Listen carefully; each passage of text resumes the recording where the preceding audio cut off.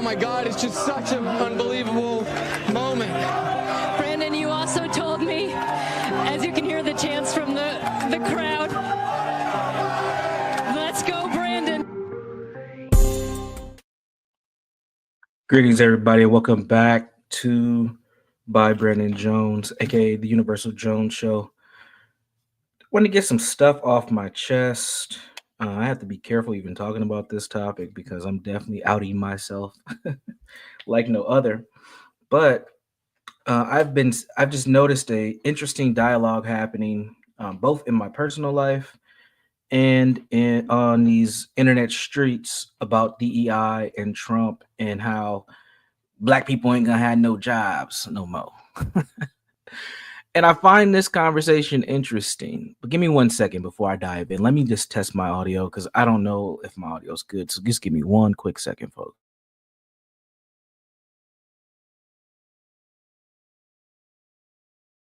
All right, the audio is crisp and good. All right, perfect. Let me cam up. Fuck it, let's go. All right. So I want to touch base on DEI, a little bit on Project 2025 and Trump's current orders to end DEI. And what does this mean for us as people? What does this mean for workspaces? And I noticed a couple things that are happening in the social dialogue about DEI. The first thing I notice is that people are saying without these DEI programs, we're not going to have access to jobs anymore. We're not going to have any jobs. And I could have swore to you, not even 4 months ago, there were conversations about DEI as a myth. There is no DEI hiring going on. You're saying that I'm not having my job because of the merit and the degrees and certifications that I received. And all of a sudden, now that it's gone, wait a minute, we need that DEI. What's going on? What's happening? It is a fascinating dynamic of how the social narrative shift and change in such a short time frame, and people kind of get a social amnesia and forget these things. And I'm just sitting here mind-boggling. I can't even speak because I'm black. Mind-boggled by how weird the change has happened so quickly, and people are crashing out. I've been talking about crash out culture. Like almost every video I've done since I've been back, I've mentioned crash out culture because you're just seeing people just doing erratic behaviors, things that are beyond impulsive, and they're just being stupid. Idiotic is what I want to say, but they're just being stupid because of limited information and not truly understanding what's happening. And I've always thought that DEI was something that always had a eyebrow raising. And I'm going to be honest, you see it in the show description too. I've done this DEI work for years. I've been doing DEI work since 2014. And I've done trainings, I've done consultation, I've done coaching. I am a facilitated trainer, something called the IDI, which is the Intercultural Developmental Inventory, which is something that helps people understand culture. So I've been in this work. I've been in this space. One of the more well-known trainings that I do is something that I call cultural intelligence, which is what I've been introducing into this DEI space. I'm not the most popular DEI trainer in the United States, but I do have some clout. Like I'm out here, like I can be found. And my approach, and people know this when I come in, I'm not coming in to drop kick white people when I do my DEI work. That's not my goal. I do know trainers who do that and facilitators who do that. I've been in some of those sessions where it is like, we're about to do a whole Royal Rumble on white folks and y'all better buckle up and take this pain. And I've seen white people sit there and take it and enjoy it. And I've seen white people crash out on each other and turn on each other in those sessions. And I never thought that those types of things were helpful to any company, any organization, any school. But I do think that there is a space and place for diversity, equity, inclusion, and belonging work. But the current way that we've been going about it, I think, is not constructive. I don't think it's helping anybody. I think that a lot of this work has come from a space and place of rage and frustration and pain and anger and trauma. And a lot of folks have taken that to display that onto other people who don't have any responsibility for their pain, rage, trauma, experience, perspective, etc. And it just becomes a battle, and it's not a learning opportunity or a space for growth. So my approach in this work has always been to get people to think about what is quote unquote cultural diversity, what is inclusion, and how do we actually do this in various different workspaces, because it can't be the same everywhere. You can't do diversity work the same at a post-secondary school as you do at a warehouse, as you do at a nonprofit organization or a governmental entity, as you do at a Fortune 500 company or a tech company or in a healthcare setting. Like, you can't do the same thing in every space, because that's not how culture works. And that's one of the biggest flaws to all this DEI work, is you're trying to set a standard across the board to fit every cultural workplace cultural dynamic that's out there, and it doesn't work. And what happened when George Floyd was murdered, when George Floyd died, what happened was everybody decided to dive feet first into this pool of DEI without any type of aim, expectation, or goal. And what it did is it just created a lot of dysfunction amongst different workplace cultures for the past times. And that was fueled behind Trump. I think it was also fueled behind being at home during the pandemic and being restricted. People had angst that they needed to get out, and the easiest thing to do was to follow that wave after George Floyd time was up, and kind of follow this whole thing that's going on. No, this is live, EAE. I'm live right now. What's up to you, and what's up, Garion? This is not a premiere. So this whole DEI thing is just crazy. It's insane, because even when you're trying to do this DEI work, it doesn't work. It doesn't work because people don't even know what they want. They just want to state and label that they're doing something, and doing something is with the expectation that change is going to happen can be dangerous when you have no fucking idea what you're trying to change in your company. And now you have pissed off employees, you have people who've been hurt, you have people who are further being hurt. They don't even know why. It's just a lot of emotions going off on both directions, or all different types of directions. And then you start to create new language, and you start to get new ideas out there, like BIPOC, which is a term that's been around for before the pandemic, but really just went chaotic, I would say, after George Floyd, where you start to lump all these cultural groups into racial boxes and then say, okay, you all have the same oppressed experience. That's bullshit. That doesn't even work. That doesn't even work. And when you really do this DEI work, yeah, thank you, EAE, for dropping it in Discord. Appreciate it. So, when you are doing this DEI work and you're just throwing it in on people without any preparation, or as a company without any expectation of like where you want your inclusion culture to be, you don't even know. And then you hire consultants, and let's be honest, consultants ran the bag up. I ran the bag up. I did it too. If there's an opportunity, it's America, but take it.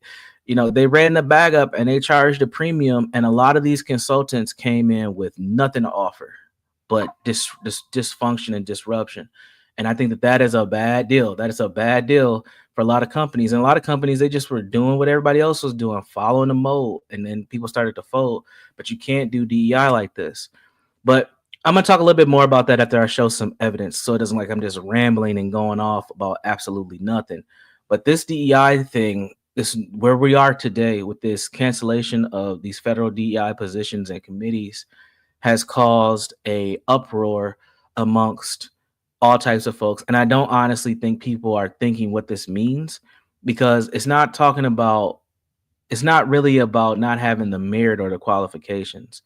It's about creating an opportunity within workspaces that are not setting up people to fail. And that's what's been happening. And even before Trump got back into presidency, you started to see a lot of these DEI positions disappearing. This had nothing to do with Project 2025. 2025 was just pointing out really the obvious. And people wanted to ignore it, not be honest about it. But I'm going to share some clips. Actually, I'm going to share the Instagram clip first, because this is what kind of got me going this morning. I'm just like, where are we going with this understanding? So this is a pretty funny clip. Oh, by the way, Minnesota, we always are in the midst of some craziness. I don't know what it is about the great state, my home. I am a Nordic Negro, and there is something about us where we cannot stay out of the damn news when it comes to the craziness. We just we cannot avoid it. We can't stay out of it. So let me show this Instagram clip. This was funny. Now, this is in Minnesota. This is actually the Target. This is in Target. Target is a Minnesota company, by the way, for folks who don't know. They're one of our Fortune 500 companies. We have a lot of them here in the great state of Minnesota. And this is at Target on Lake Street. And just as a reminder to you all that are not in the great state of Minnesota and are not familiar with the Twin Cities, this particular Target is the one that went up in flames when the rioting happened after George Floyd was murdered. They rebuilt that Target and it looks really nice. It was really nice. But just like anything you rebuild, the environment around it makes a difference. And that community is, you talk about diversity, that is probably one of the most diverse communities in the Twin Cities. I think it is actually, if I'm being completely honest. South Minneapolis has to be the most diverse community in Minneapolis. You have Somali folks, you have a lot of Spanish speakers, and we have a lot of Mexicans here, but we have a lot of other Spanish speaking people coming all the time. So I'm just gonna say Spanish speaking folks. You have natives, you have blacks, and you have white folks all in that area. You have damn near anything. You have some Asians too, not a lot, but you do have some Asians in Minnesota. You know, our biggest Asian group at the moment is Hmong people, but a lot of Hmongs are not in South Minneapolis, but you do have Asian folks who are in that area. You talk about diversity. This is a very diverse community. And when you go into that Target, you're going to see people who look like all those groups I just mentioned. They're not hiring people at that Target on some DEI initiative. They're hiring people because they need folks, and the folks that live in that community are coming there to work. But listen to this gentleman. Listen to this gentleman who is about to express his displeasure about Trump and Trump's DEI policies, because what happened is you're starting to see companies say, okay, this executive order has been put out.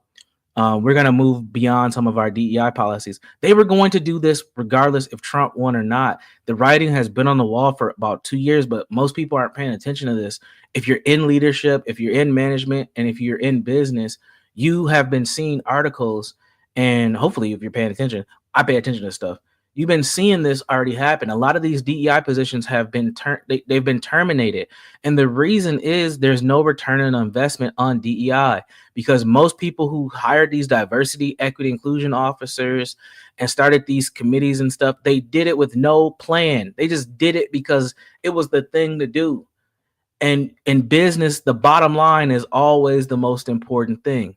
So if you do this shit with no plan and you just hire somebody and they're getting paid, and they was getting paid 6 figures, if not 6 figures, very close to 6 figures, some people beyond 6 figures at a diversity, equity, inclusion position, to sit there and talk about, have conversations about the same thing over and over and over and over and over again within an organization with no strategy or plan.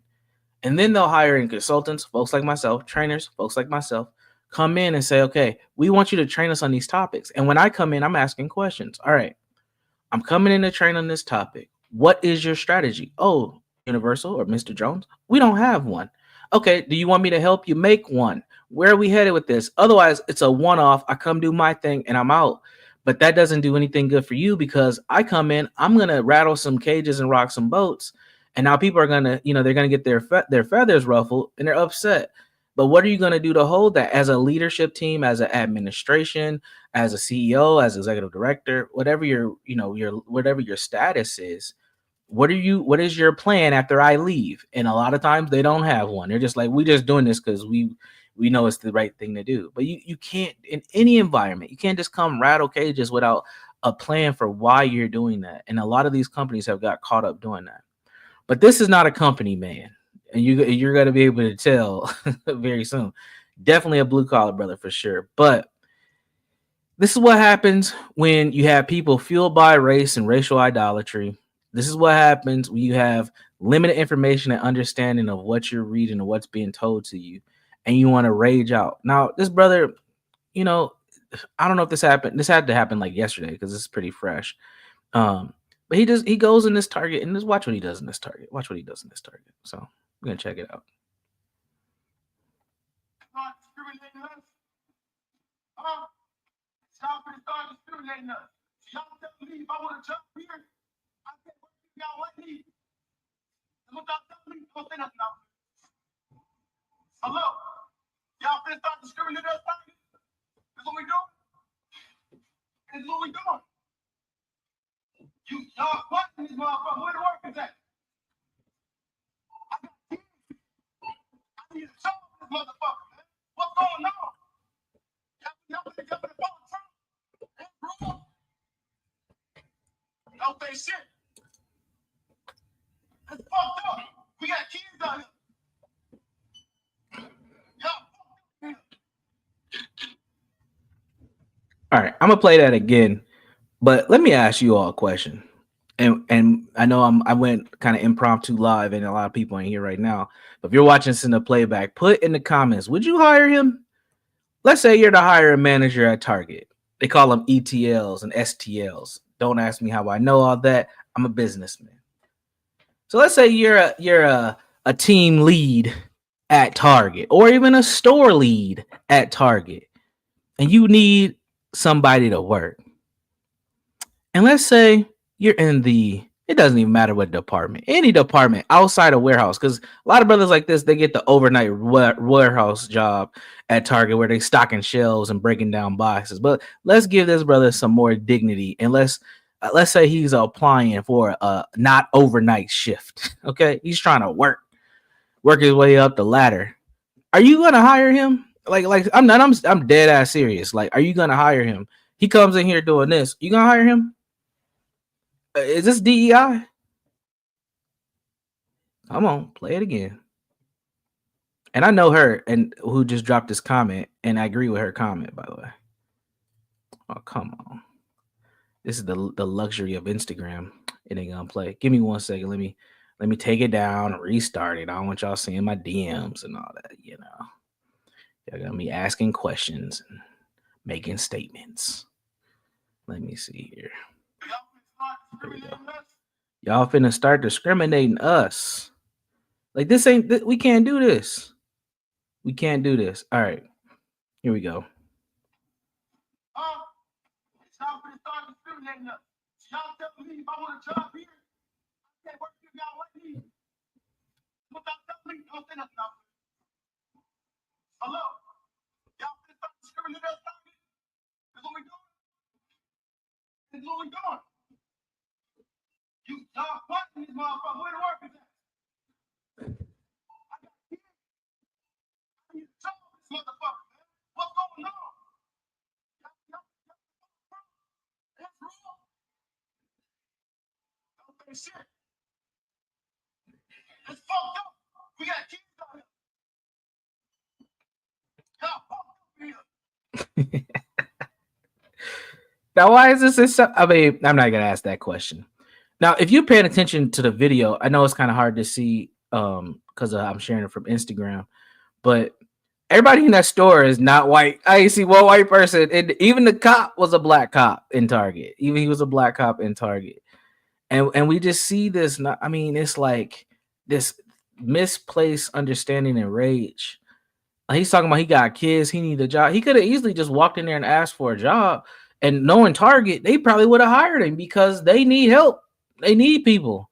Here in Minnesota, it's not hard to get a job. And that's one of the reasons why we have a lot of diversity here, is because when you come here, you get put on right away. You need a house? Got you. You need a job? Got you. You need medical insurance? Got you. We are known as the land of 10,000 lakes, and we probably got 10 million nonprofits because we are so social here that we help people. And it used to be, I don't know if this is still the common mentality, but I remember when I was younger, people used to come to Minnesota because they were told, come here because it's a lick. Like, that's the terminology we used to use. It's a lick. It's easy. It's something that you can come here and get put on real quick. You can get put, and you can still get put on real quick. If you need a job and you're struggling, if you can bear the cold, come on up here. You can get a job damn near within 3 days. You can find employment, and hell, probably within a week or two, you can find housing and an organization that will help you get both. And we got organizations that will get you a vehicle. That's and we got good transportation here too. But this is not a hard place to survive. And something that we've been talking about on the Urban Landlord for the last few months, John, shout out to John. John's been talking about is how the migrants are building. They're coming here and they're taking advantage of the opportunities here. And then you compare that to Black Americans and how we see them just struggling and just lost and struggling. And this type of rhetoric is fueling that struggle, because now you feel like you can't get a job because of DEI. We don't even know what that means. Like, that's not even what it means. It doesn't mean that. But it's funny because today we're upset because DEI has been taken away. But just a few months ago, DEI was a myth and it wasn't a thing, and we were making it up and blah blah blah. But so let's look at that evidence too. And we're gonna who should I start with? The term diversity hire is Yeah. I'm gonna start with her. Hold on. Let me get my video clips together real quick. Hold on. Now I want to start with Jazzy. Now Jazzy, man, and I call her Jazzy. Her name is Jasmine Crockett. If you don't know who Jasmine Crockett is, just Google her. She pains me. I ain't even gonna say why she pains me, but she pains me, man. Jazzy, sometimes I wish I could unmute when you're on. I wish I could unmute when you're on, Jazzy. Because, man, come on, man. You too fine to be talking like this. All right, let's listen to Jasmine. As I'm sitting here, and there seemed to be this question of you're either diverse or you're qualified. All I could think about was the fact that I currently hold an honorary doctorate. I also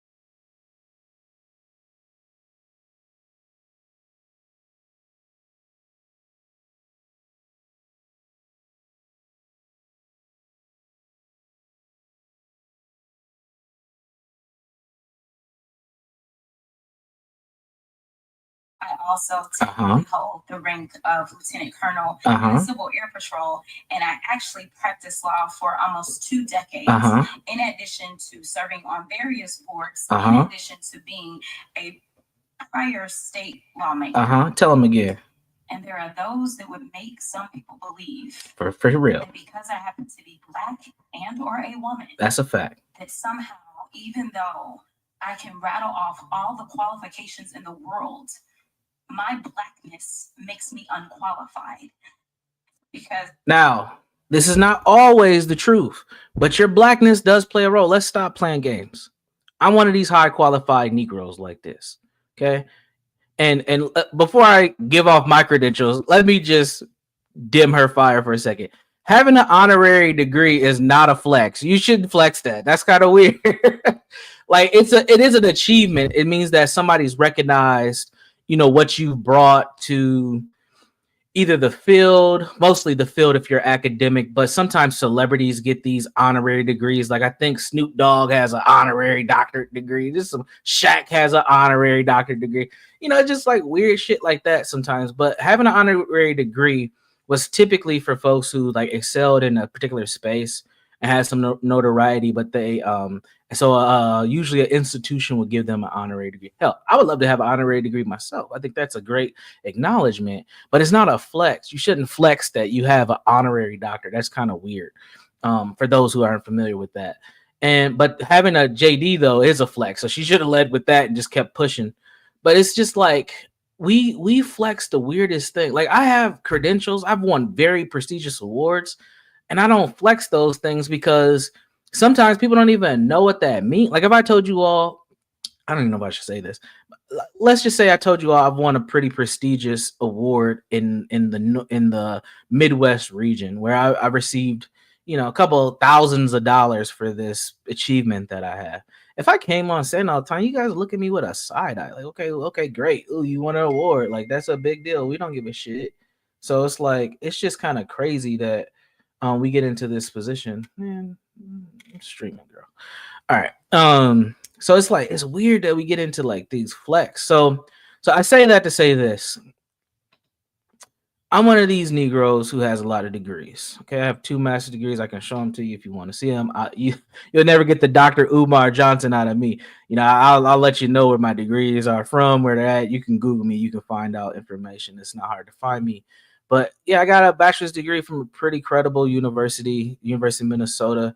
I have a master's in what's called community psychology, and I have another master's in psychotherapy. And I practiced clinical therapy for about 8 years before I transitioned fully into management.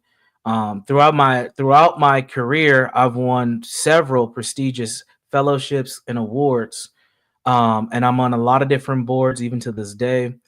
And I have some other credentials as well. I'm a certified professional project manager, so I've done that type of work as well. So like, I have these credentials, and even with all those credentials, let me be very clear.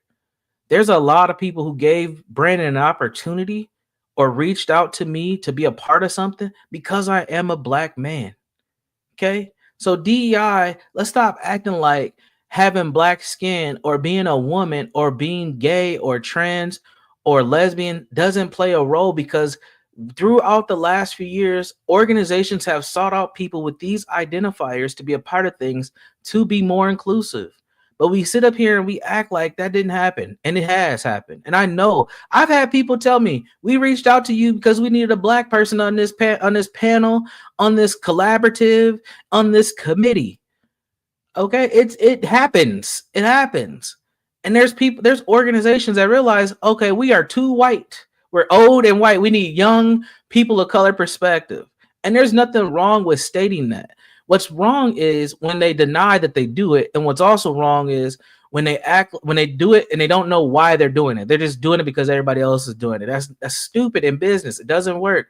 And that's why you're seeing DEI being pulled back on so heavily, because we went full force into adding all these people of color to do stuff without actually having an idea of what we're doing it for.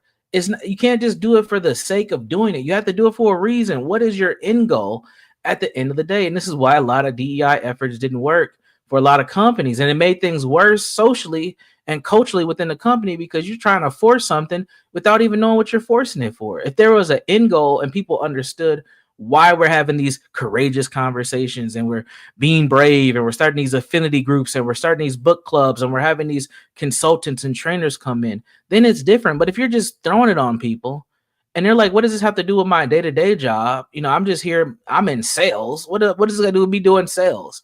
Then they don't want to do that shit. And that's something that people just have to be honest about. So Jasmine wants to flex her credentials. Jazzy, call her Jazzy. She wants to flex her credentials and act like being a woman and being Black didn't play a role in her having some of those achievements. Both things can be true. Both things can be true. And guess what? Both things typically are true. But I'll say this. Usually when I see Jazzy, you know, I don't even unmute it. You know, I just watch Jasmine like this. It's better. It's better this way. Yes, DEI programs. Shout out to Hood, by the way. DEI programs do increase racial tensions. A lot of times, DEI programs and initiatives create racial tension in spaces where there usually isn't any. You're forcing people to start talking about race and racism when they're usually just keeping their head down and doing their job to the best of their ability. But what happened after George Floyd is all these companies, organizations, and institutions decided we need to be diverse. So let's talk about it with no plan, no strategy, no end goal. Just we're going to have courageous conversations. And now you're forcing people to talk about race when they didn't have nothing to do with what they was doing on a day-to-day basis. Now, I will say this. In some jobs, race does play a role. In some spaces, race does play a role where you should be having these conversations. But it's not every job. You shouldn't have a DEI initiative at a damn truck driving company. It doesn't make any sense there. Everybody's just doing their job. It's logistics. You're just doing your job. Why are we talking about DEI? Man, I'll tell you a story. I'm on a committee for an organization that's a state organization. I'm on the board. And we were talking about DEI initiatives 2 years ago. And we were working on in the small town in northern Minnesota. Listen, northern Minnesota ain't nothing but white folks and then some natives if there's a reservation close to it. If it's northern Minnesota. This town needed help with their emergency assistant programming stuff. So like if somebody needed an ambulance or if there was a fire, they needed some additional funding to like repair. Like they had old EMT trucks and I don't know if the fire trucks was old, but they needed like new equipment.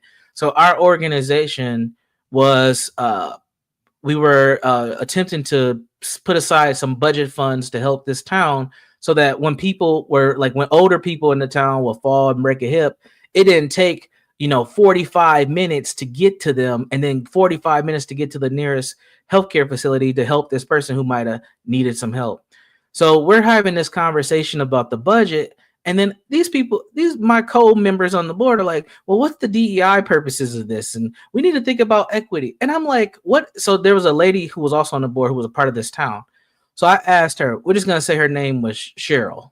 So I say, hey, Cheryl, what are the demographics of this town?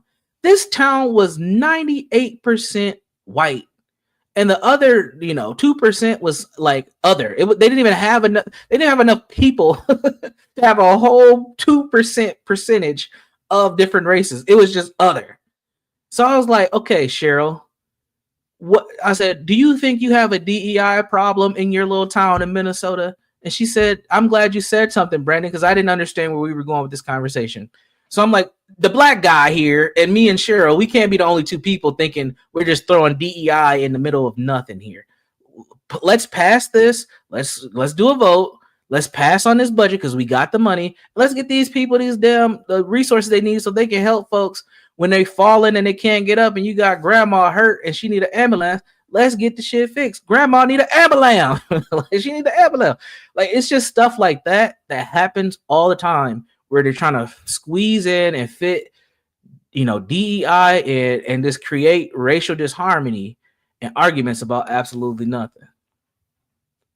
Yeah, DEI truck drivers are a real thing. They don't call it that, but there's a lot of forwarders on the road who graduated from their cousin's CDL school. Yeah, but that's what I'm saying. Like, they will squeeze DEI into anything. And I think that is dangerous, especially if there's no plan.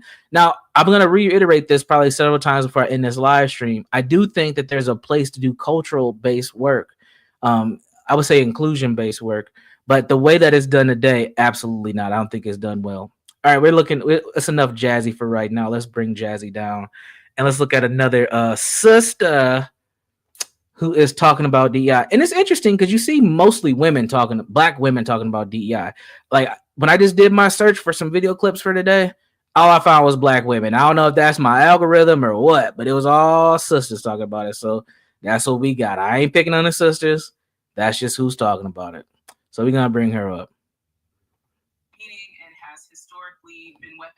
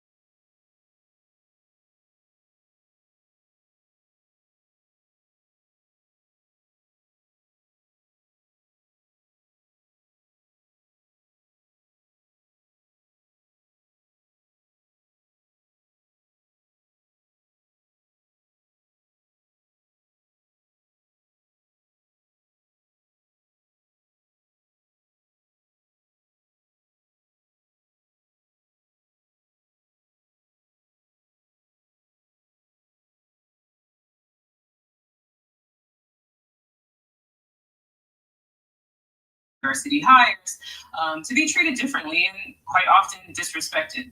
It's the term diversity hire. Y'all can't hear the video? Damn. What up, GD? All right, let me replay it. I played it twice. I play these videos twice so you can catch what you missed because they are shorts. But let me reshare it. Come on, I'm struggle streaming already. To share audio, share tab instead. Was the Jasmine Crockett video not playing either? Damn it. All right, hold on, everybody. Man, come on, Google. All right.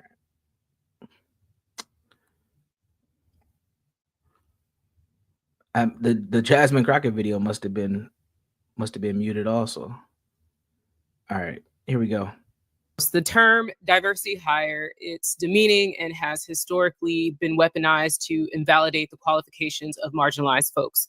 Labeling someone as a diversity hire perpetuates this belief that standards were lowered and that a person was hired because their identity differed from the majority, and not that they were hired, in fact, because their skills and experiences made them the best person for the job. So this in turn often leads to those folks that have been labeled diverse or diversity hires to be treated differently and quite often disrespected. The term diversity hire, it's demeaning and has historically been weaponized to invalidate the qualifications of marginalized folks. Labeling someone as a diversity hire perpetuates this belief that standards were lowered and that a person was hired because their identity differed from the majority, and not that they were hired, in fact, because their skills and experiences made them the best person for the job. So this in turn often leads to those folks that have been labeled diverse or diversity hires to be treated differently and quite often disrespected. It's the term. All right. So apparently it's muted me in the clip. I think y'all heard that one though that time.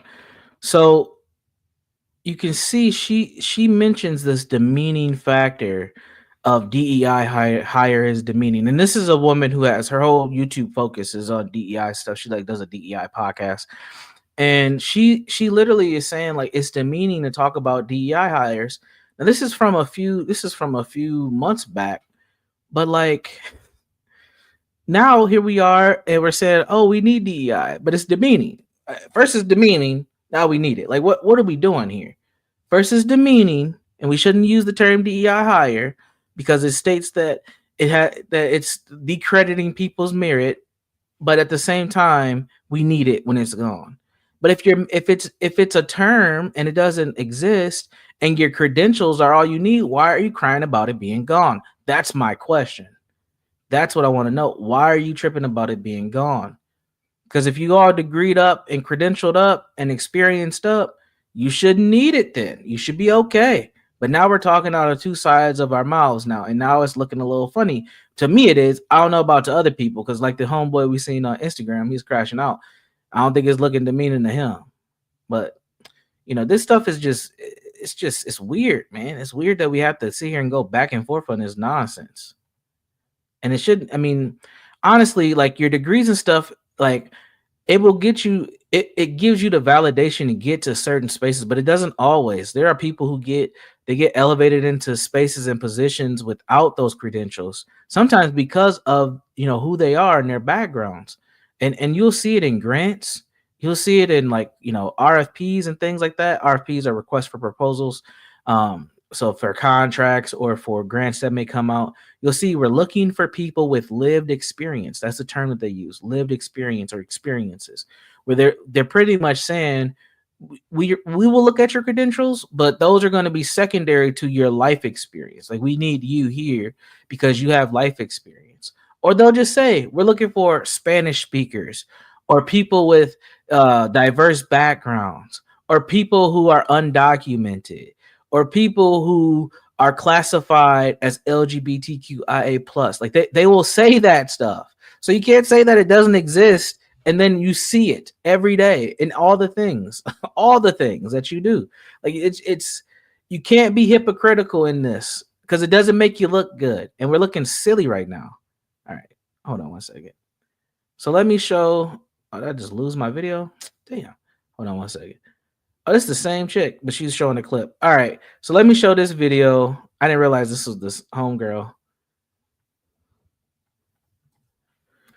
I thought it was a whole clip, but it's the chick I just showed. She's showing a clip from somebody else, so we're gonna check that out too.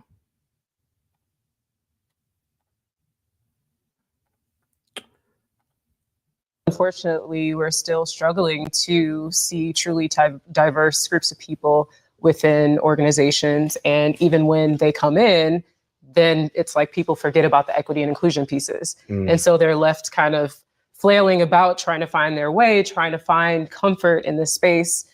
And often they can't find their way and they leave.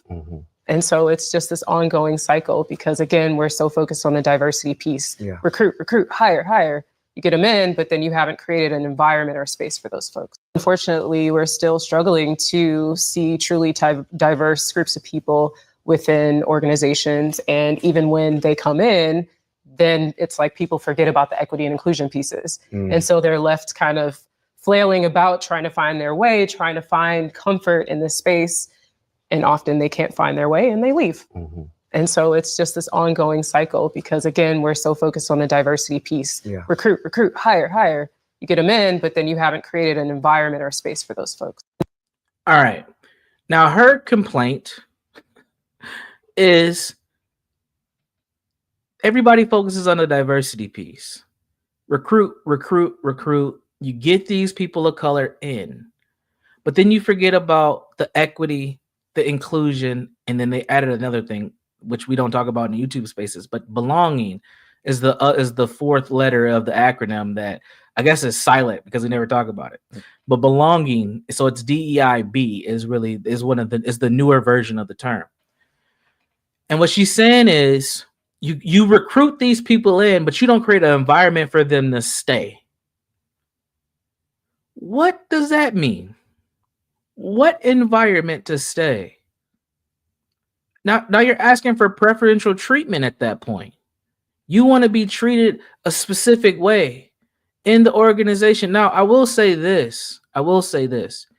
Your organizational culture, if you're a school institution, a business, an agency, a group, if you're in a department, because sometimes these can be departmental things, you should have an inclusive culture. Like in 2025, you can't get around that piece where there shouldn't be any discrimination. There shouldn't be any harassment.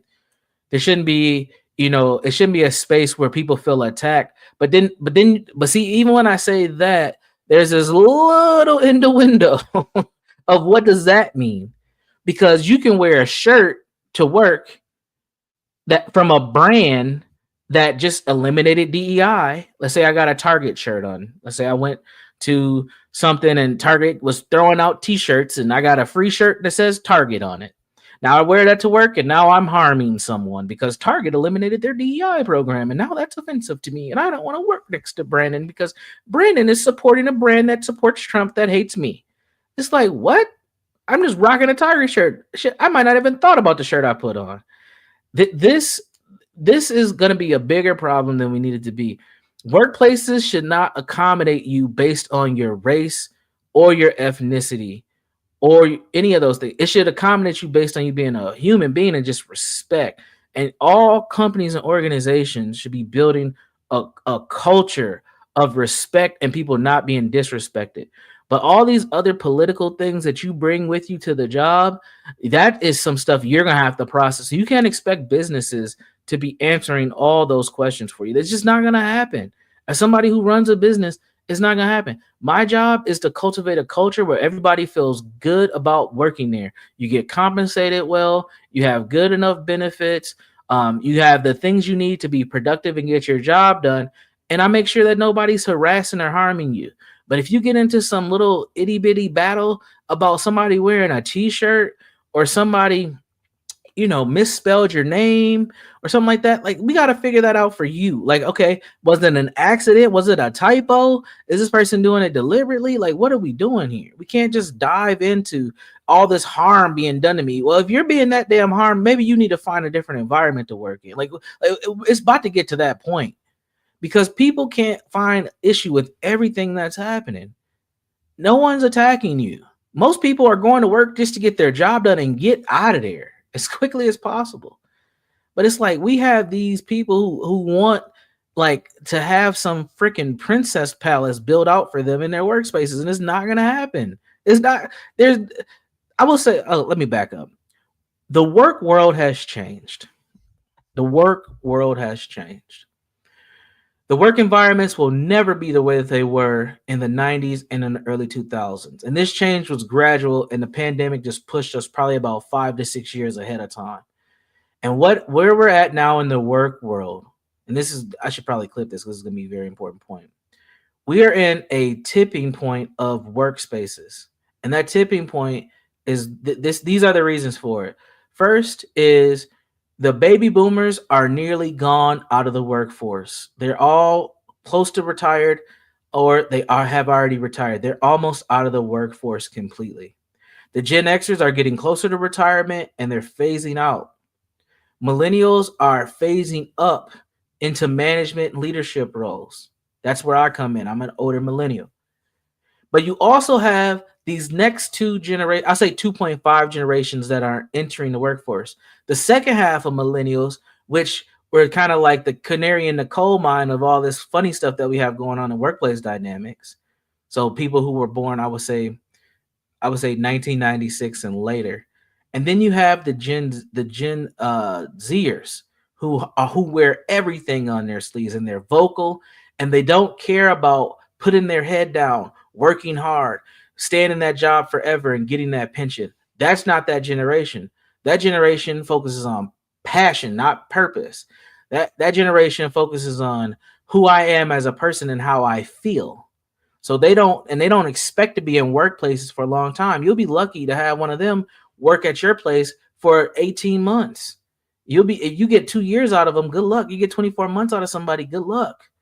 But they don't want to work like the older generations do. They don't have the same type of work dedication to any company. They will drive Uber and DoorDash and be in a band and start a YouTube channel or start TikToking. They'll do some graphic design on the side. They'll be selling cookies and all types of shit. They'll be doing all types of stuff to make ends meet. They're not trying to stay in your little funky company forever. And if you are a boss or a manager or a supervisor, you think you're going to hire a 24-year-old today that's going to stay in your job, you're tripping. You better maximize the time you got with them and keep it pushing, because they're not going to stay. That's not the culture of that generation. And not only are they very impulsive, we'll say impulsive for lack of a better term at the moment, but they don't have that dedication to stay long term. They also are very vocal politically. They want you to know that they're LGBTQIA+. They want you to know that, they have a neurodivergent ability status. If you don't know what that means that they have some mental health or some developmental challenges. They want you to know that they ride with BLM. They want you to know that they're an anarchist. They want you to know where they stand politically. They want you to know that they did not vote for Trump. They want you to know those things. And not only do they want you to know, they want you to care about it and respond to it. That is very different than any other time in history of work. It used to be, we don't talk about religion, race, sex. We don't even talk about money. You're not even supposed to know what other people make in your job. You're not supposed to talk about religion, none of those things. And all of a sudden, George Floyd gets murdered. And then we end up having these courageous conversations about all those things, all the things. And now people are looking like, what the hell is going on? So that's a big shift in the workplace culture. Is we are the new workforce that's coming in are Gen Zers, and they're coming in with political pieces into workspaces that traditionally have not had those. And then the generation behind them is going to be even worse for a lot of people, because they're coming in with AI and technology driven, because their whole existence has been a flat screen with no buttons, devices, their whole life from 2000, I think it's 2013 on. They're all coming and they're going to be in your workspace. And if you are an older person, I'm just going to say 35 plus, and you ain't paying attention to this, you're going to be struggling in workplace situations, because you're going to be struggling with communication. You're going to be struggling with strategy and productivity. You're going to be struggling with tools, because a lot of this stuff is going to be computer, like beyond computer based. It's all, have you ever been in a workplace where the Wi-Fi goes out? People don't know how to do their jobs no more. People go home. If they ain't already there in these hybrid schedules, people go home. So the work is different. Work is completely changed. And this DEI stuff it's not gonna matter because the real issues that are affecting the bottom line isn't what you look like. It's how you work. It's how you gel with everybody else. So really, the new DEI 2.0 is going to be less about dealing with anti-racism and white supremacy and more about cultivating culture. And what does that mean for your workplace? Because believe it or not, these folks that are coming here, these immigrants that are coming here, don't think they just working these little side jobs. They've had children. They've been here long enough. Those children are going to be going to college. Here in Minnesota, you can go to school for free. They're going to be degreed up just like Jazzy, and they coming for your jobs. And then you ain't going to be able to talk all this. That ain't going to matter no more, because that is a whole different cultural dynamic and a whole different approach to work that a lot of these people think that their credentials are supposed to cover, and they won't. All right, I see a question from Tropes. Salute to Tropes. Are you supposed to continually teach them the job they should already know after being hired? Great question. And I will say this. I would say my short answer to your question is no. Typically, when you're hired, and this is in many different industries, when you're hired in an organization, you're supposed to have some know-how to that job, right? Some know-how. And if not, guess what? Typically companies will give you a time frame, no more than 6 months typically, to learn the basics. And then you're supposed to put 2 and 2 together and figure some shit out, man. You can't be sitting here complaining about what people don't teach you and what you don't know, and you're supposed to create this environment for me and all. Like, no, this ain't your house. Like, what are you talking about? This is work. We have a real messed up perspective on jobs and what work is. Sounds like the work you do and the results you produce come as second and third priority. Sounds like the work you do and results you produce come as second and third priority. Yeah, for these people, yes. Because they want to feel something good they want to feel good in their job. And I will say this, and I just said it, but I'm gonna just, make it a little bit more clear. As a manager, in today's work world, I have to make sure that my employees do feel, quote unquote, good in their workspace.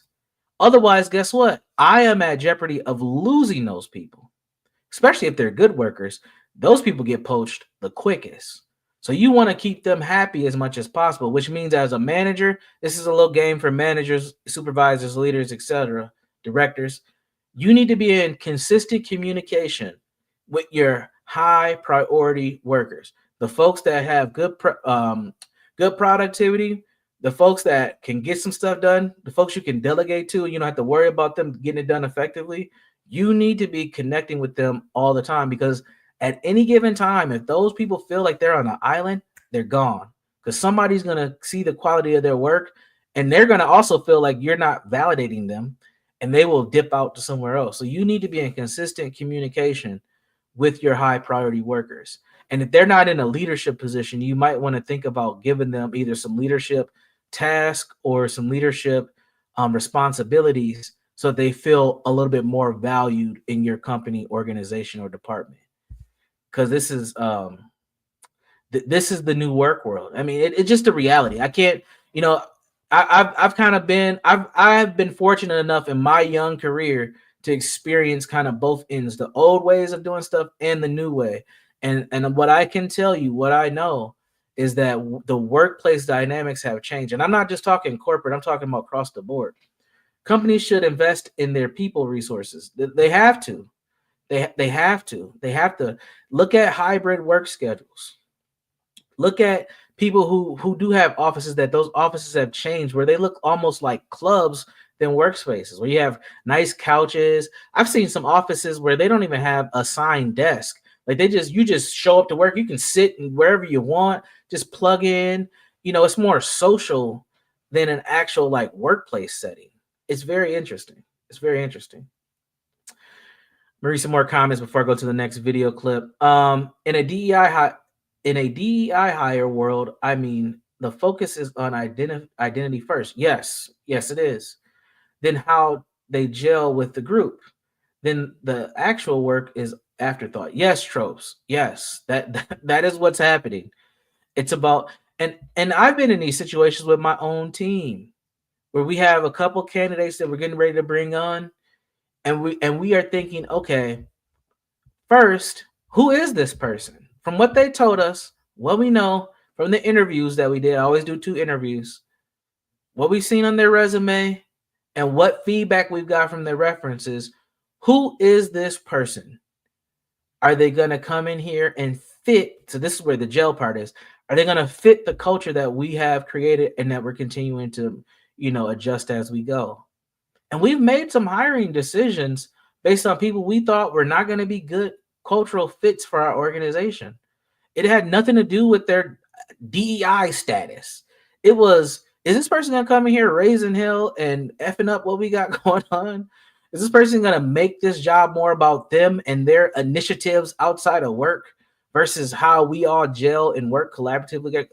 So I'll just be honest. So for my organization, we work very collaboratively together. Like if you can't rock with the team, you can't be on an island because it's just not going to work. We're not going to be able to, like the whole organization is not going to function well if you can't gel with the team, because there's a lot of cross like departmental work and collaborative things that we have to do. So when we're hiring people, we're looking to see what kind of team player are they? How effectively are they at their communication? What tools are they familiar with? And are they tools that are either similar to what we use, or are they the same things that we use? What kind of customer service do they have? Because we do a lot of out-facing work. Do we feel comfortable enough for this person to talk to stakeholders in our organization, community members? Because we don't need any bad press. Like we're looking at all these types of things. Are they a good fit is a huge thing. But as you can see, even from what I'm saying about my organization, when you're coming in with this DEI initiative and you're talking about, is this going to work for me? You're already thinking backwards, because we're thinking, are you going to work for us? So we already have a wedge in our approach to the job already. So it's a brave new world in this workspace, man. It's a brave new world. All right, there's a couple more clips I wanted to show. Not from I think her name is Andrell Parker, not from her. But I'm gonna check her out a little later. I showed the Jasmine Crockett. Okay, let's show Trump. Let's show this little piece on Trump. How long is it? Yeah, 3 minutes. Let's show this little piece on Trump real quick as they document his first 100 days back as the president of the great United States of America.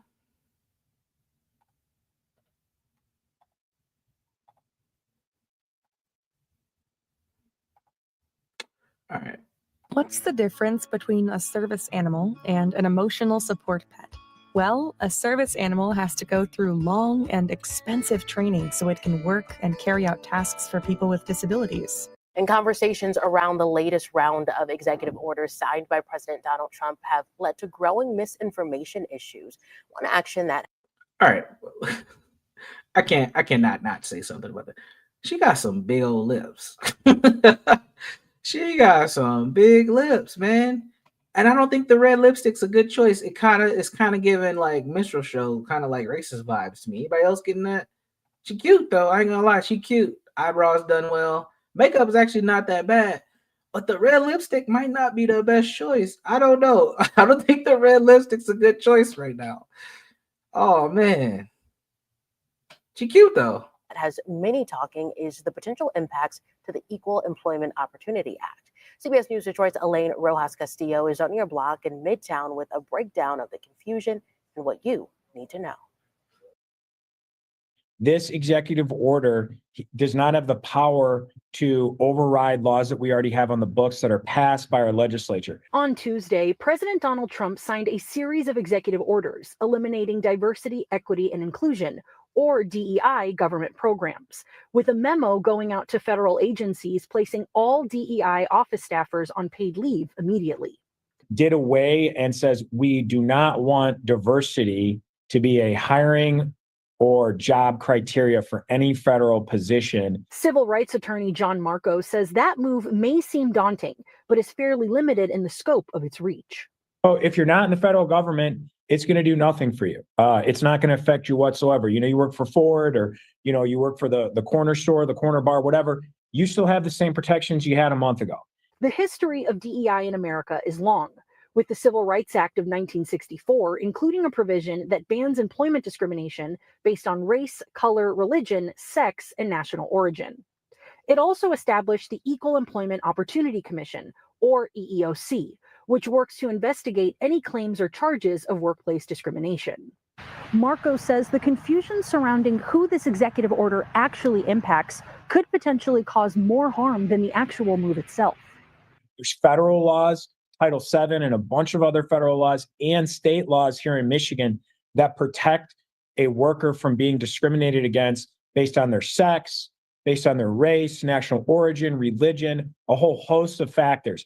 This executive order does not and cannot touch those laws. While the executive order may impact federal employees and contractors through the revoking of Executive Order 11246, signed by President Lyndon B. Johnson in 1965, it does not get rid of the larger Equal Employment Opportunity Act that was part of the Equal Rights Amendment.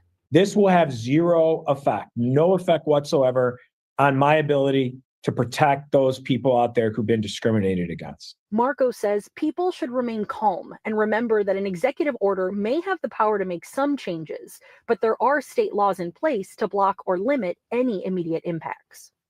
Our laws that we have in Michigan and federally that give you access to these protections are enshrined from our Constitution, and President Trump can't touch those. No president can touch those. Those are in our Constitution, and they're in our laws that are passed by our elected representatives. Elaine Rojas Castillo, CBS News, Detroit. Wait. What was her name? Elaine what? Let me stop. What was her name? I know she wasn't a DEI hire. We got to stop this DEI hire stuff. Like, it's a wrap, people. You can't discriminate against anybody. You can't. Like the lawyer just told you. But meanwhile, people think this. They think that they think this. Meanwhile, they think this right here. Hold on. Huh? Is y'all finna start discriminating us? So y'all telling me if I want a job here, I can't work here if y'all don't like me? That's what y'all telling me? Don't say nothing, officer. Hello? Y'all finna start discriminating us, Target? This what we doing? Is this what we doing? Y'all quiet in this motherfucker. Where the workers at? I got kids. I need a job in this motherfucker, man. What's going on? Y'all finna follow Trump and his rules? Don't say shit. That's fucked up. We got kids out here. Y'all fucked up in here. Y'all finna start discriminating us? Huh? Is y'all finna start discriminating us? So y'all telling me if I want a job here, I can't work here if y'all don't like me? That's what y'all telling me? Don't say nothing, officer. Tropes, what are you talking about? That's not a Wendy's, man. That's Target's self-checkout line. I realized that Target in Minnesota is different than other Targets. I didn't notice that until I started to go to Target in other cities over the last year. But listen, here in Minnesota, we have different types of Targets. We have super Targets, we have standard Targets, we have express Targets. What you're looking at here is a standard Target with the express checkout line where you can walk through and check out your own stuff. He is in a Target. He's in the Lake Street Target that went up in flames during the George Floyd riot. Another funny thing about this video in that particular location is you heard what he said to the officer. Don't you say anything, officer. You stay right there. Look at how the officers have just been so just neutered. And that's right across the street from that the precinct that went up in smoke that's still out of order, by the way. All that is in that same area this gentleman's in right here. By the way, it's about 3 miles away from actual Target headquarters, too. If he had this issue, he could have just went downtown to Target headquarters. And he probably would have got pretty far through the building, too, before they realized what he was on. But I'm going to play a little bit more. I'm going to play this clip one more time. Hello? Y'all finna start discriminating us, Target? This what we doing? Is this what we doing? Y'all quiet in this motherfucker. Where the workers at? I got kids. I need a job in this motherfucker, man. I need a job. What's going on? Where the workers at? But I need a job. Y'all finna follow Trump His rules. Oh, Trump rules? Don't say shit. Don't say shit, officer. That's fucked up. We got kids out here. We got kids out here. Y'all fucked up in here. Y'all finna start this. These people ain't do nothing. They didn't initiate the non-DEI policy at Target. Come on, man. We gotta stop this nonsense, man. This stuff has to stop. What's up, Stanley? Is there is there exception being treated as a rule? Yeah, maybe, but Stanley, I'm not the only person who's seen this. And I'm seeing a lot of Black people create conversations on X in my personal life. I had some people reach out to me. You seen this DEI thing? What do you think about this, Mr. Jones? Trump's not letting us get no more jobs, Mr. Jones. So is it the exception means the rule? Maybe. I mean, you can look at the comments of this video. I even highlighted one of the comments. It's actually know this girl, so I don't want to click on her name. But she says, I feel him, but this ain't the way to go about it, love. The cashiers aren't the ones who took away the program. But I thought there was no program. That's the thing. There was no program. So it's just fascinating, man. It's just fascinating that we end up having these situations. And we know the EEOC ain't going anywhere. That's a lot of that state and city run policy to fight discrimination. And take it from someone who has had an EEOC claim against them. I know. That ain't going nowhere. And you do need to prove discrimination if that happens. And they do check, because they definitely check mine. So we have to get away from this fear of not being able to have things, especially in these workplace situations, because it's just not true. Merit is important. And I'm a big merit person, and Stanley, I know you are too.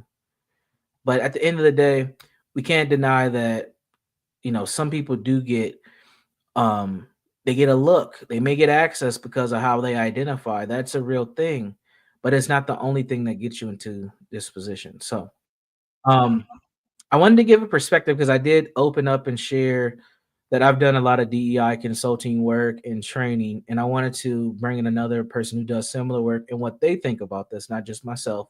I do not know this gentleman, but I found this clip earlier, and I think it's good to get all different type of perspectives on what I'm talking about here. So I'm gonna bring up this clip, and this is a gentleman out in Seattle who does this work as well. To the broader impact of shuttering DEI programs. Facing Race reporter Sharon Yu joining us now. So Sharon, you spoke with a DEI expert about his outlook. What did he say? Well, Joyce, this could be one of the quickest and most sweeping actions we've seen from the federal government, from placing employees on paid leave to scrubbing any mention of DEI initiatives from websites. But one expert consultant says he's not surprised by these drastic actions. Even before the Office of Personnel Management memo was widely circulated in the public, many government websites had already taken down its DEI policies. Links that ended in .gov led to 404 errors indicating the pages are missing. This is something longtime DEI consultant Henry Yates saw coming. Project 2025, I happen to have read the DEI statement in that particular document, and it's playing out right now. Project 2025, a 900-page conservative blueprint, calls for abolishing DEI offices and personnel. And Yates says while he cannot predict the exact future, he can guess. Obviously, there will be less desire to bring on women and minority-owned companies, less incentive to hire folks that are diverse. What is it like to kind of go back in time? Well, I'm African American, and we've faced this sort of thing, our entire lives. For me, it's a huge disappointment. The murder of George Floyd in May of 2020 sparked a global movement for racial justice and sparked focus on diversity, equity, and inclusion across all sectors, including government and private companies. I, Donald John Trump, do solemnly swear. But even before Trump took office again, many in recent months have pulled back from those commitments, including companies like Boeing and Amazon. But Yates says, at least as a Washingtonian, he's not worried. There is quite a commitment among local government and state government to equity and inclusion. I recognize the penalties could be harsher. We'll just see how that rolls out. Yates says these DEI programs exist to level out the playing field. He gave me this example that the net worth of a white family in King and Snohomish counties is around $500,000. For a Black family, that's between $23,000 and $30,000.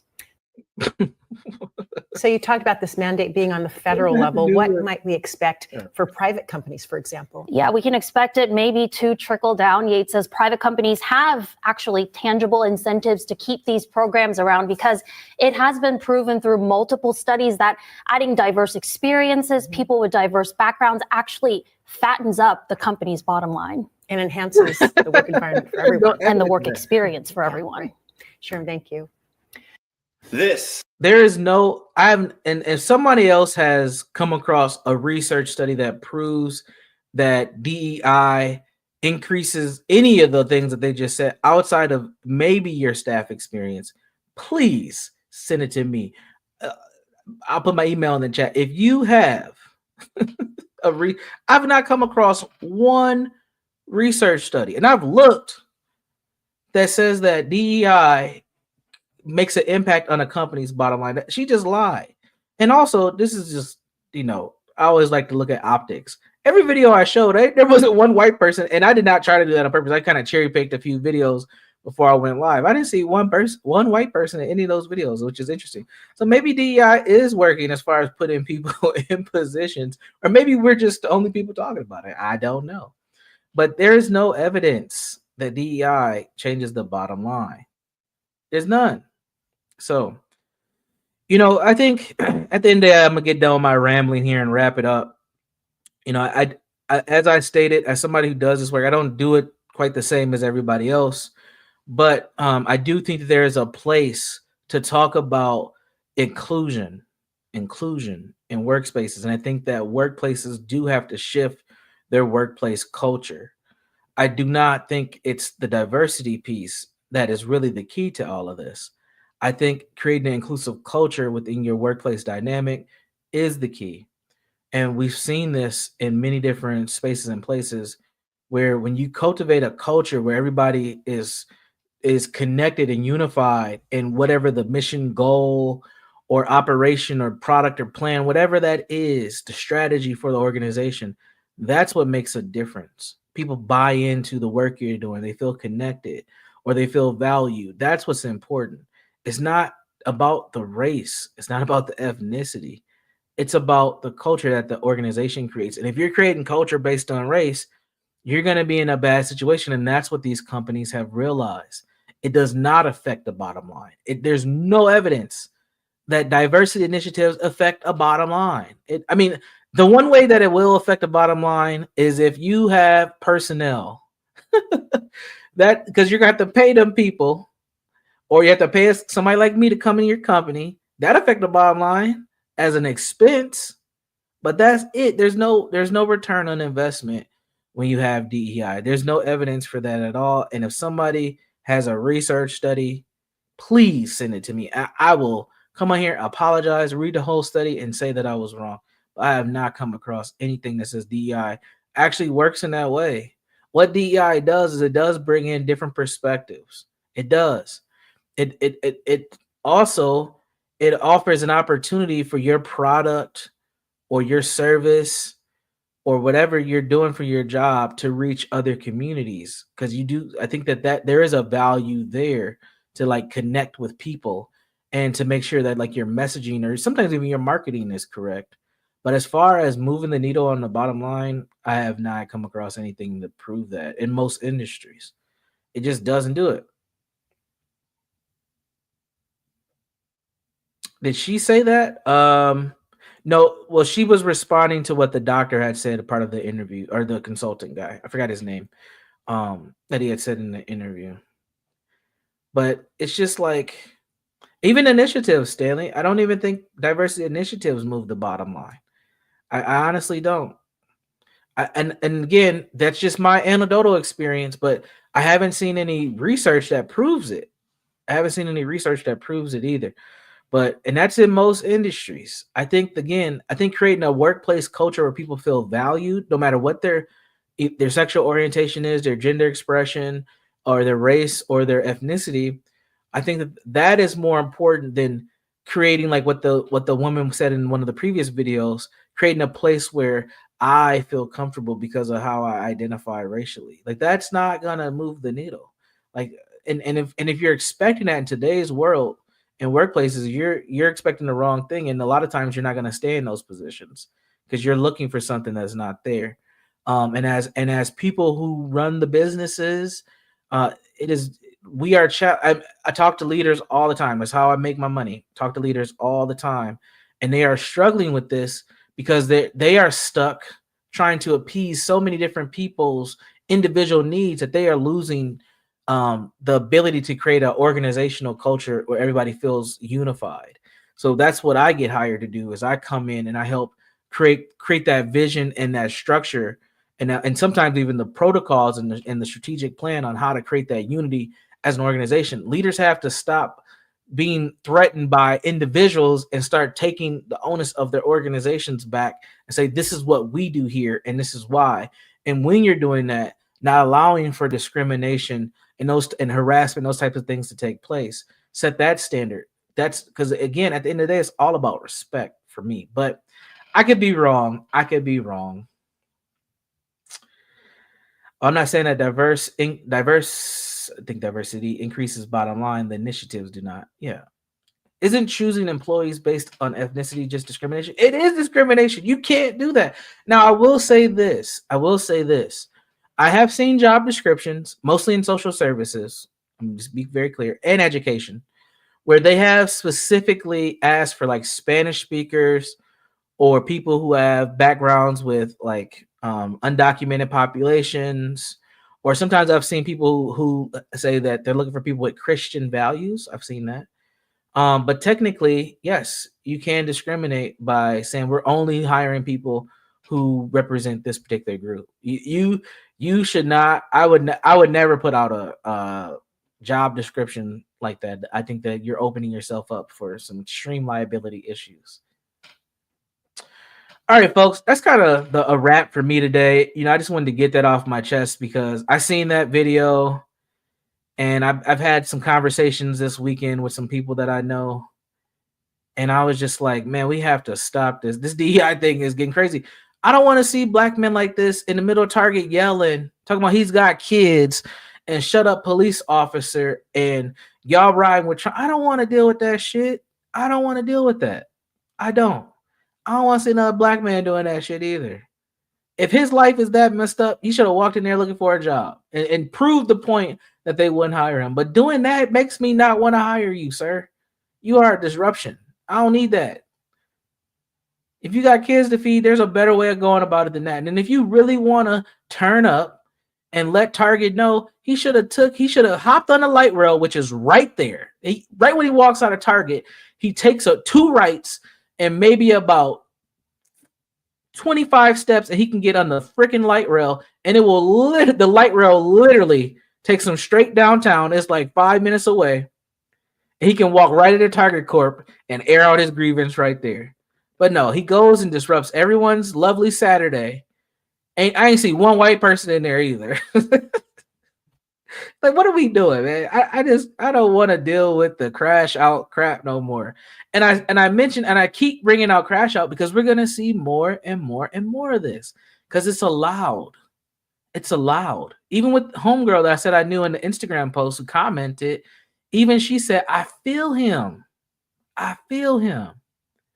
But she also realized this ain't the way to go about it. So she resonates with the sentiment that Target is being racist by eliminating the DEI program. And I know this girl, she don't work at Target, so she don't know what she's talking about either. She don't even work there. She ain't even in that even type of field. I ain't gonna say what she is. She's an amazing woman, but that's not the type of work she does. Okay. But she said, I feel him. But this ain't the. But she realized this ain't the way to do it, right? She realized this ain't the way to do it, and she said the cashiers aren't the ones who took away the program. But see, in the black mind, yep, I'm gonna go racial. We don't care because we just want to be heard, right? Because we allow our emotional pain to overrule our logic a lot of the times. And what I think in this new world, this not new world, in this new space that we're in, that type of behavior is going to lead to all different levels of destruction. Whether that individual is going to be destructive or some destruction is going to happen to that person. And I don't want to see black men out here doing this type of stuff because he said he has kids. Now, if he got arrested, now that cop punked out, he should have walked him out of there. That's what you're there for, police officer, to stop people like him from causing disruption in the store. But he punked you right when he walked in. He said, don't you say nothing. And that cop didn't say a damn thing. Now, if that cop was about it and about his job, he could have roughed this dude up. He could have potentially shot this man. I don't want to see that. I don't want to see that either. I really don't. But this ain't the way to go about it. And obviously he wants some attention because he records himself going into Target doing this. If you got kids, sir, you should be doing something a little bit more productive than this shit. Where are your children? And why aren't you with them? And why are you doing this in Target? I don't care if it's a cop or a security guard, Stanley. It's the same difference. It's a cop, though. I know it's a cop, Stanley, and I'll tell you why I know. And I can rewind the video, too. Because in Target, they don't have, and in that area, most of the big stores like that have police officers that they are deployed into those stores. The security at Target is, they don't even call them security guards. They call them I forgot the term. But they are like oh man, they're like merchandise, like recuperation. They have some fancy name. It's like an acronym. But what they do is they usually are in teams of 2, and they work. They pretty much work like the monitors for if you're stealing and stuff. They call the police typically to come if somebody steals. So then the police meet them like right out the door. So if you ever go to a Target and you see a police car that's like parked really close to the door, chances are somebody was in there stealing.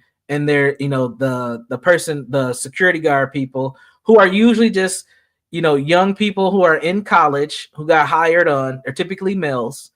They're just watching the store. They don't have like security guards, but this Target, a lot of the Targets in urban Minneapolis, we'll say it that way, have actual police officers that are deployed into Target because that's how bad it is here. That's how I know it's. Yeah, loss protection. But there's a fancier name than that, Sam. I can't think of it, but it is loss protection.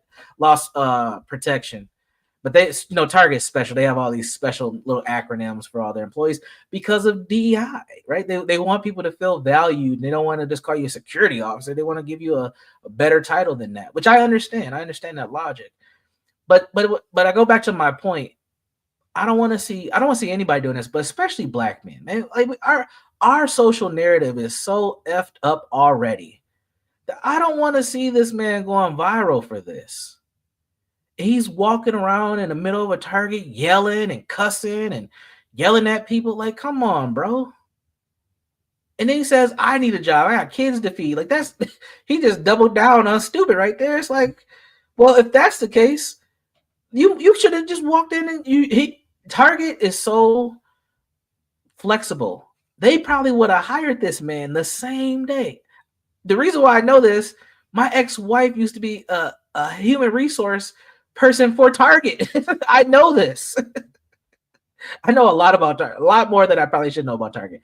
This man could have got a job, but instead he wanted to get clout and he wanted to air out his emotional grievance and get some attention on social media, which he got. He got my attention. I'm doing a stream on it. But this ain't the way to go about it, man. And I want people, period, but especially black people, because I'm still a black man. I know a lot of times I can sound anti-black. I know. But I'm still black I am black. Yeah, I'm black. But I really just want black people to not be out bad doing this type of stuff, man. Like, it's just not good for the social capital of black people. It's just not good for us, man. Especially black men. We already have a tough enough time socially as it is.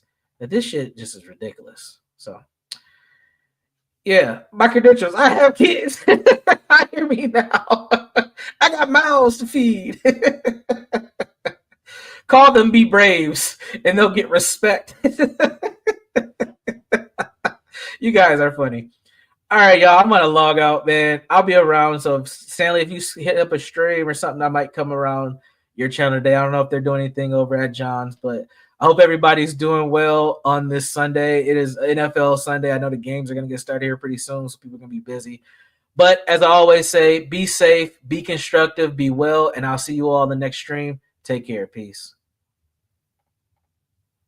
Oh my God, it's just such an unbelievable